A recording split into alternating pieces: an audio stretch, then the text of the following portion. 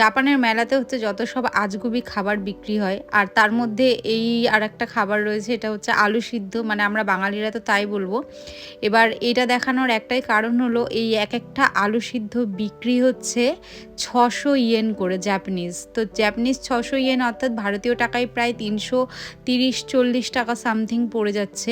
মানে একটা আলু সিদ্ধ, তার মধ্যে একটুখানি 1 চামচ বাটার আর হয়তো একটুখানি নুন ছড়িয়ে দেয়, সেইটা খাওয়ার জন্য লম্বা লাইন, লোকে ঘন্টার পর ঘন্টা লাইন দিয়ে এইটা নাকি কিনছে।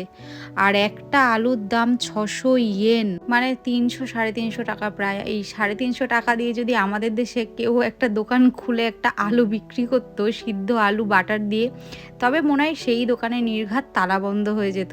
তবে জাপানে কিন্তু তা নয়, জাপানে সে ঘন্টার পর ঘন্টা লাইন দিয়ে লোকে এই খাওয়ার জন্য দাঁড়িয়ে রয়েছে। তবে এখানে আমার যে জিনিসটা ভালো লেগেছে সেটা হচ্ছে ওই কাঠের বাক্সটা, জানি না কিভাবে ওর মধ্যে দিয়ে স্টিম করছে আলুগুলোকে, খুব সুন্দর লাগলো প্রসেসটা, নিত্য নতুন যেটা দেখলাম। তো ওর জন্য ভাবলাম আপনাদের সাথেও শেয়ার করি। তবে সত্যি বলতে একটা আলু সিদ্ধ আমারও কেনার ইচ্ছে হচ্ছিল, বাট দাম দেখে নমস্কার দিয়ে দোকানের সামনে দিয়ে চলে এসেছি।